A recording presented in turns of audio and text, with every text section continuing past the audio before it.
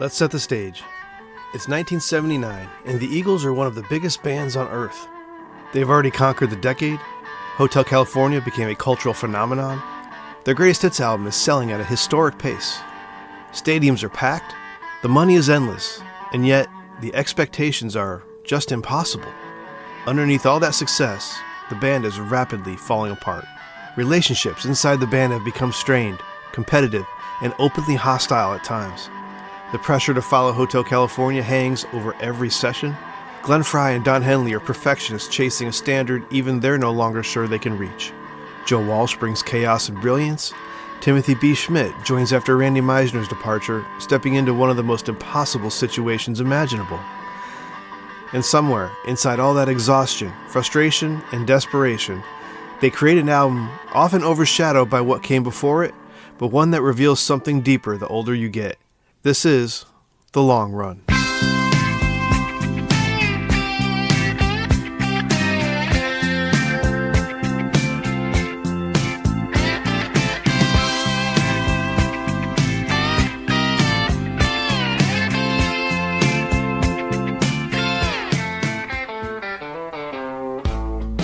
Welcome to Album Archives, the vault of music history, where we dive into the top 300 albums of all time as voted on by fans of the Music Rewind podcast.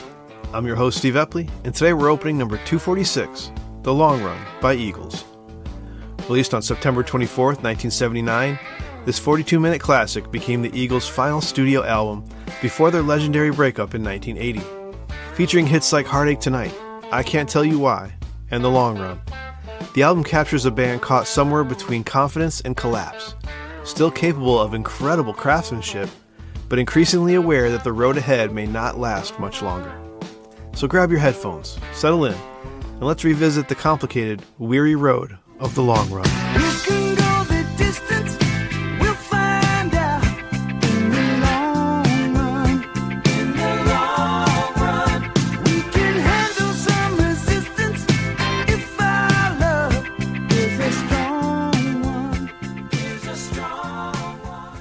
Now, every listener to Album Archives and Music Rewind knows I'm a huge Eagles fan. They're embedded in my DNA, and I'll admit this openly, for years I probably underrated this album. Compared to Hotel California, One of These Nights, or even Desperado, it can feel smaller on first listen. Less mythic, less immediate, maybe even tired. But revisiting it now, older, with too much life in the rearview mirror, it hits completely different. Because this album understands exhaustion. It understands the feeling of wanting something to continue long after it's already started slipping away. Not a new relationship, not fresh excitement, the opposite. The struggle to keep going when deep down everyone involved knows the expiration date has already been written on the wall. That brilliance and that emotional weight is all over this album. All your talent and my good taste, I'd hate to see it go to waste.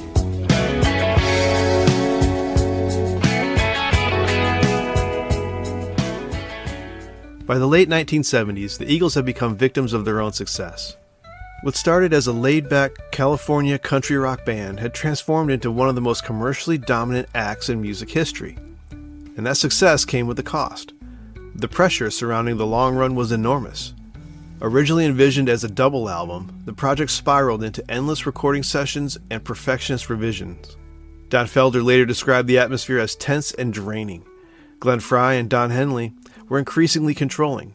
Cocaine use and burnout were everywhere, and while the band still sounded polished on record, the chemistry underneath that surface was fading with every step. But here's what makes The Long Run fascinating. You can hear all of that in the music.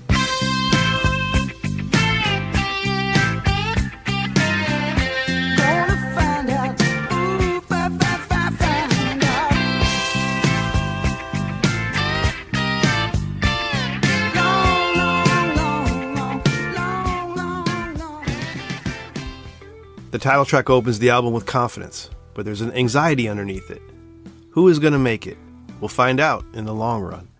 It sounds optimistic on paper, but the delivery feels defensive, like a band trying to convince themselves they can survive what's happening around them.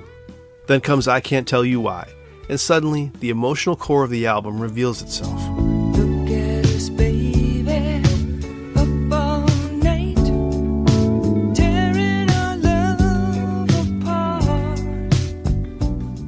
Timothy B. Schmidt, fresh in from Poco, absolutely shines here. His smooth vocal delivery gives the song vulnerability without weakness, while that slow-burning groove wraps around everything perfectly. It's one of the most emotionally mature songs the Eagles have ever recorded. Not dramatic heartbreak, but quiet resignation. Nothing's wrong as far as I can see. We make it harder than it has to be. That says everything about this album. Now I admit I do skip this song often. It is massively overplayed on classic rock or yacht rock stations, but man, that ending guitar solo is totally worth it.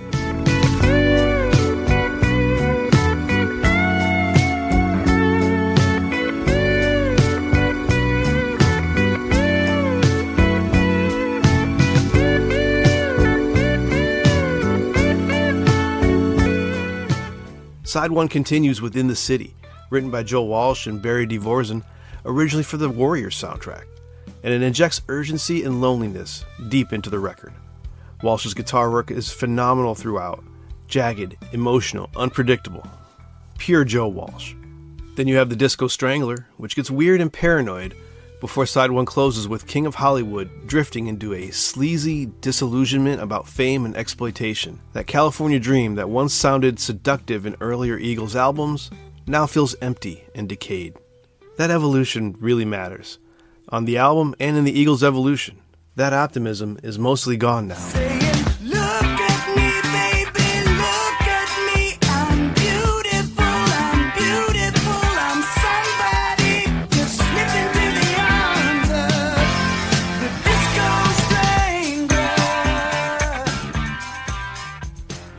Side 2 opens big with Heartache Tonight, and on the surface it sounds like a full-on party anthem. Big chorus, huge groove, a blast to sing along with, but even here, heartbreak is literally in the title.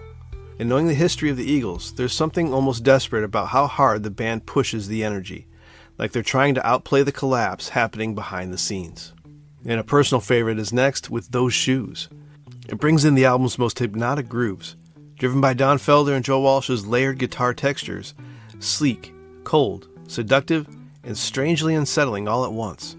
You want that instrumental break to just go on forever.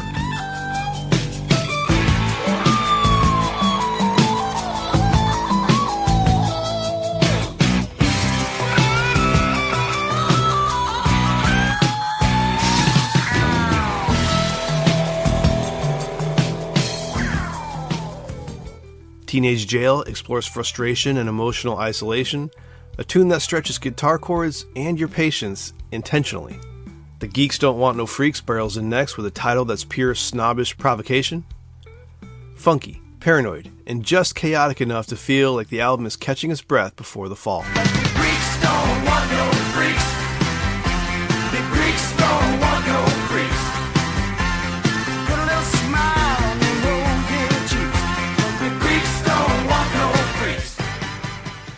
And then, the album hits you with a gut punch as it closes with The Sad Cafe.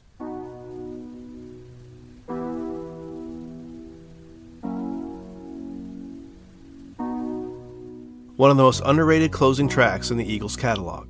Written by Henley and Fry about the fading LA music scene they came up through, the song feels openly nostalgic, but not in a warm way. More like standing in an old room realizing the people, energy, and innocence that once filled it are gone. Now I look at the years gone by and wonder at the powers that be. I don't know why fortune smiles on some and lets the rest go free. Why fortune smiles on some and lets the rest go free.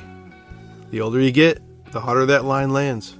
Because eventually, everybody has their own version of the Sad Cafe. A place, a group, a relationship, a chapter of your life you realize only truly existed for a moment. And no matter how badly you want it back, you cannot recreate it. And then the final check is when that saxophone arrives. Smoky, lonely, and almost painfully nostalgic. Played by renowned jazz fusion saxophonist David Sanborn, it doesn't overpower the song. It drifts through like a memory you're not quite ready to let go of. In a track already soaked in reflection and loss, that solo becomes the emotional exhale of the entire album and the Eagles as a band.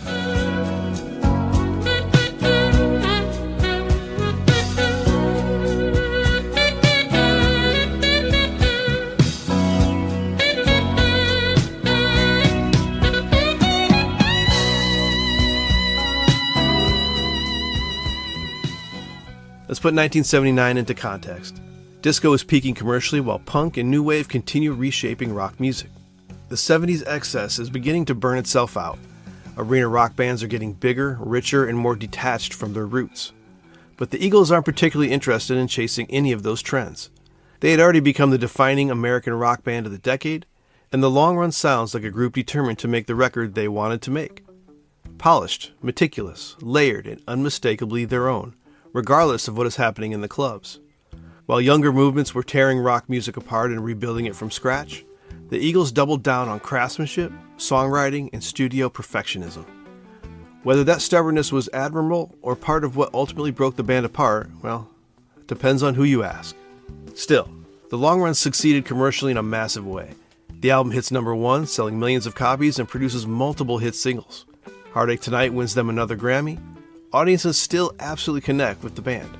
But internally, those wheels were coming off fast. In 1980, the Eagles implode at a benefit concert in Long Beach.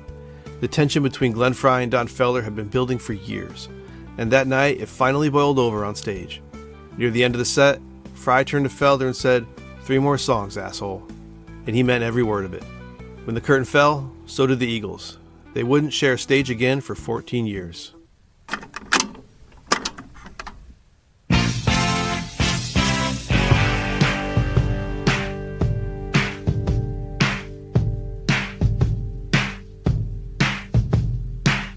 Somebody's gonna hurt someone before the night is through.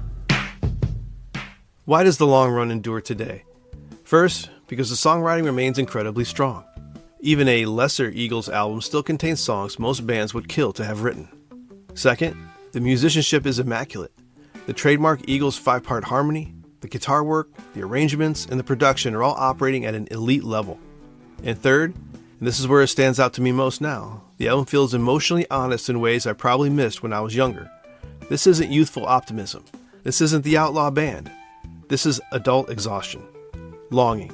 Realization that some things can't last forever no matter how much you wish they could. Oh no, you can't do that once you've started wearing those shoes.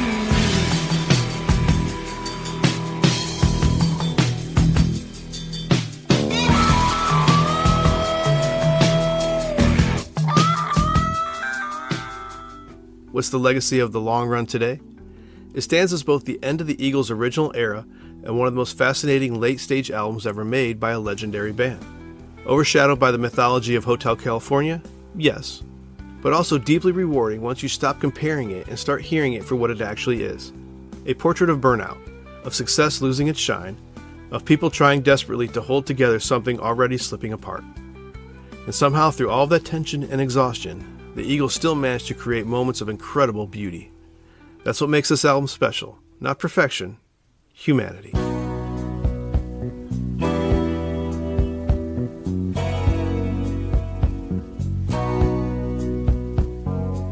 If you've never heard The Long Run front to back, or if it's been a while, give it a chance, especially if it's been a long time. It's reflective, polished, melancholy, and far more emotionally layered than its reputation sometimes suggests.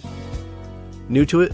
Prepare to discover an Eagles album that reveals more of itself as time goes on.